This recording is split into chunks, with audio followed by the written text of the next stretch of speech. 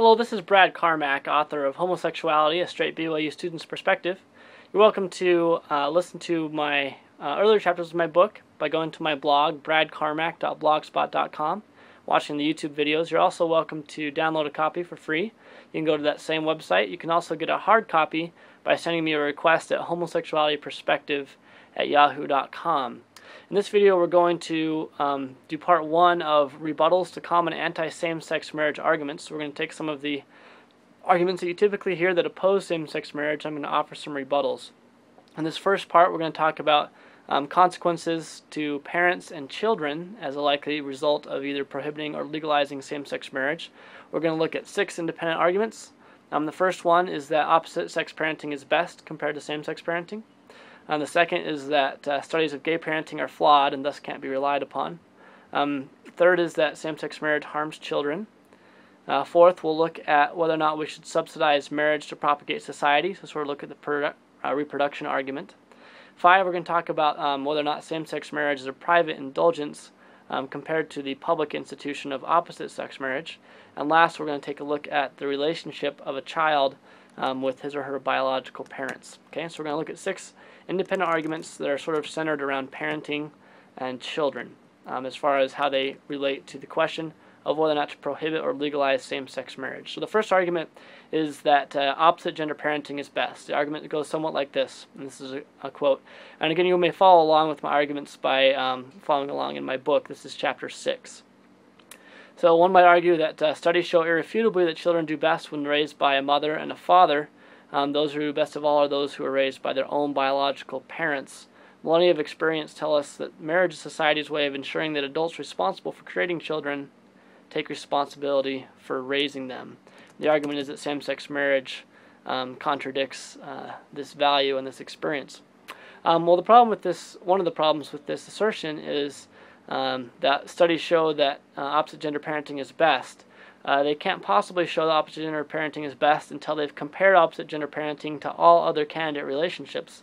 Many of the studies that are often cited when making this assertion didn't compare to same-sex parenting couples at all. Oftentimes they were only able to show that opposite gender parents do better than single parents or step-parent families.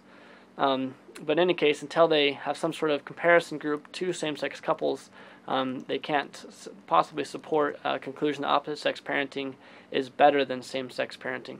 Also, there seems to be very little research to show that the gender of the parent seems to be distinctly important. I have a number of quotes in this section that kind of summarize this finding. I'll quote one of them. It says, "Research has not identified any gender-exclusive parenting abilities with the partial exception of lactation, and that very little about the gender of the parent seems to be distinctly important." There was a study that came out recently about parenting of same-sex couples. In Applied Developmental Science in 2010, there came a study. I'll read one of the conclusions. It says, "Our findings revealed for the first time that young children adopted early in life by lesbian and gay parents were as well adjusted as those adopted by heterosexual parents. Our results suggest that lesbian and gay adults can and do make capable adoptive parents. We found no significant differences among families headed by lesbian, gay, or heterosexual parents in terms of child adjustment, parenting behaviors, and couples adjustment." And in a previous video, I've made a little bit more supported argument along these lines about the abilities of same-sex couples to parent. I'll do one more quote, though. And let's see here. In any case, most of the children of same-sex couples are adopted. So most of the time, the choice when it comes to parenting is not between biological parents and non-biological parents, but often between having no parents and having 2 parents, or having 1 parent and having 2 parents. And at least for the vast majority of adopted children, the ideal of being raised by their 2 biological parents simply is not feasible. It's not an option on the table. And it may well be that same-sex marriage would encourage more adoption. And I think there's little doubt that being in a loving same-sex couple home is better for a child on average than no adopted home.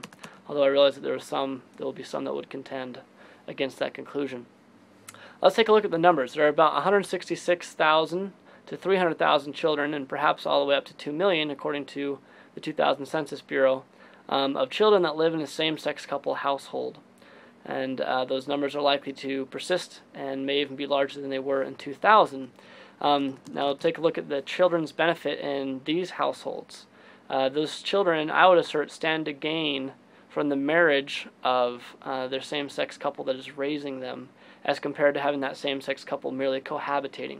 One example or anecdote to show this: let's say that Anne and her lesbian partner Nancy decide to have a child by, say, artificial insemination. Let's say they do have a child. His name's Bernard. He grows up for 10 years, and of course has a relationship with both Nancy and Anne, who are raising him.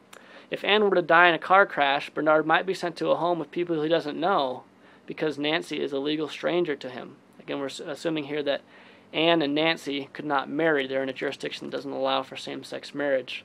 If they don't also have second-parent adoptions, then it could be that if Anna and Nancy break up, Anna could forbid Nancy from seeing Bernard, even though Bernard may have a relationship with Nancy. And of course, Bernard would stand to lose from not having that legal protection of an adult that he's been raised by, having a legal right, not being a legal stranger to him, to be able to be a part of the child's life.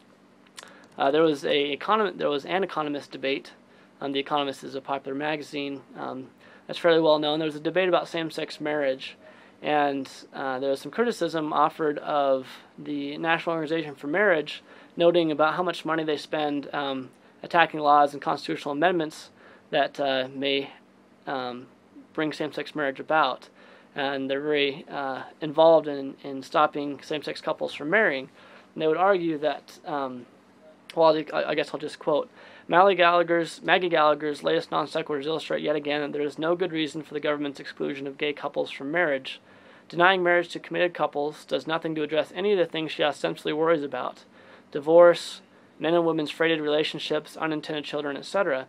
If she wants different children of different sex couples to be raised in wedlock, then why doesn't she and the Organization for Marriage advocate abolishing divorce, or compelling different sex couples that conceive unintentionally to marry? Wouldn't that make more sense than withholding the critical safety net and meaning that marriage brings from same-sex couples, thereby punishing them and the children they are raising? So again, the point is here that their children, a great number of children at least, stand to benefit from the marriage of their parents. Last, to kind of conclude this rebuttal to the opposite gender parenting argument, imposing optimal parenting requirements strikes most of us as ridiculous. We may know that poor people on average don't do as good of a job of raising children, or a minority, or someone that comes from a divorce household, or parents that use drugs, or parents that don't want to procreate. However, however these factors might affect their parenting ability, we generally don't restrict their marriage access on that basis. I'll conclude with a quote here. As a general matter, we do not impose an optimal parent requirement on those seeking to marry. Indeed, we do not even impose an optimal parent requirement on those seeking to adopt. Nor would anyone think of proposing such a standard were this not a discussion of same-sex marriage or LGBT parenting. That this criterion is suggested only in the context of LGBT parenting or marriage suggests that this criterion is not really embraced as the appropriate consideration to determine who may marry or adopt, but instead is being used as a make-weight to justify the imposition of a burden on members of the LGBT community. So that concludes the rebuttal to the opposite gender parenting argument. Second argument is that the studies of gay parenting, such as those I've referenced, are fatally flawed and thus they can't be relied upon. This is a well-known foul trick of persuasion or argument that's known as the call for perfection. Oftentimes the same authors that make this claim are the same authors that will claim that studies show that opposite gender parenting is best. That's a double standard to say that all of those studies which support the conclusion that opposite gender parenting are best are valid and without fatal flaws, whereas all those that would support findings that gay parents, same-sex parents more specifically, can produce the same or better child outcomes on average as heterosexual or opposite-sex couples is, of course, inconsistent. Okay. Third, let's go to the argument that same-sex marriage harms children. Okay. So the argument is that if we take the children out of stable, committed, and functional opposite-sex homes, that it will hurt children. Well, of course, we're all interested in the benefit of children. However, even if same-sex couples parent less on average than opposite-sex couples, if we were really interested in children's benefit, we would look at those factors which are more predictive of harm to children or lack of benefit. We would look at things like premarital reproduction, divorce, drug use, step-parenting, single-parenting, cohabiting before marriage. And we would prohibit those legally rather than prohibiting the marrying of same-sex couples. There's also an important rebuttal here in that there are a number of children that likely will not exist but for same-sex marriage. This is the non-person or non-identity problem. If a particular child, let's say Greg, will not be conceived unless his mother, let's say that his mother Jessica, she'll stay single if there's no same-sex marriage, but if there is same-sex marriage, then she will marry her girlfriend and go through in vitro fertilization and have a child named Greg.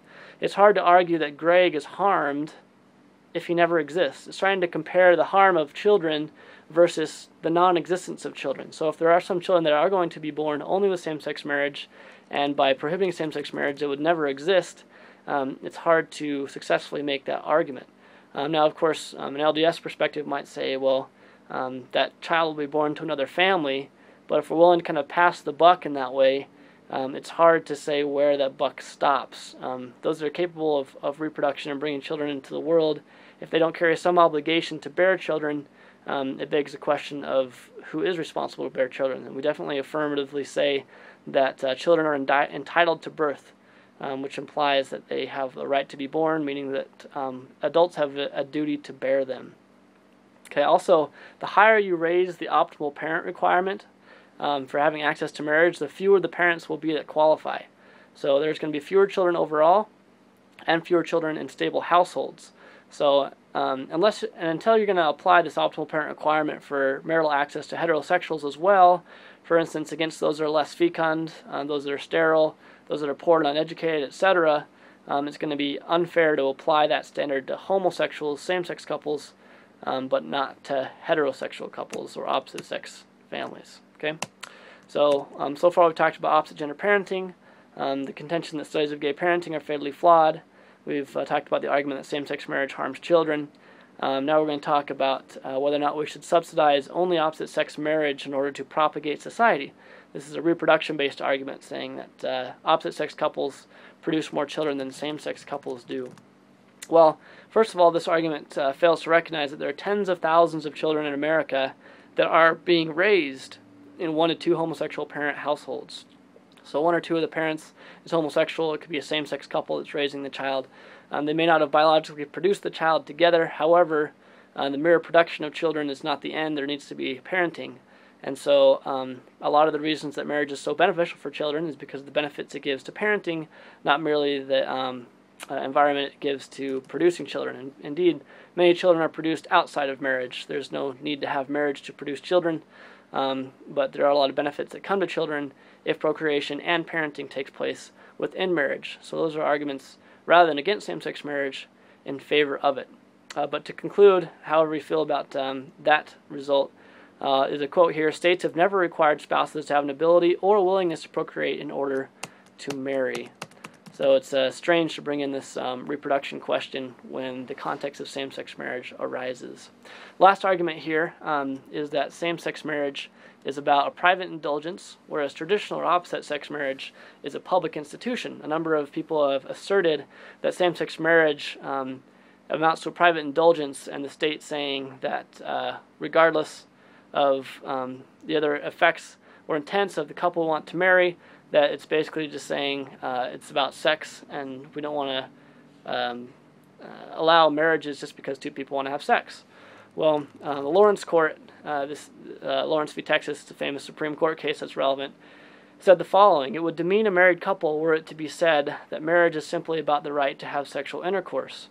Wholly apart from procreation, choice and privacy play a pivotal role in the marital relationship. Also, this view that same-sex marriage is a private indulgence, whereas opposite-sex marriage is a public institution, this fails to acknowledge the richness a same-sex marriage can provide to people, and also the benefits that come to their connection with the community. I said that was the last, I'm sorry, that was the penultimate. The last argument here is about a relationship with both biological parents, noting that more often in opposite sex compared to same-sex households, the children are biologically related to both parents. That's true, and I think that there is something to this argument about the value of having connection with both parents. However, there are many children that never know their fathers, not because of same-sex marriage, but because the father skipped town, or they were conceived by an anonymous sperm donor, or there's been a death of one of the parents. There's a lot of other reasons why children don't have a relationship with both biological parents, and it's not clear that same-sex marriage would increase the number of children not raised by their biological parents.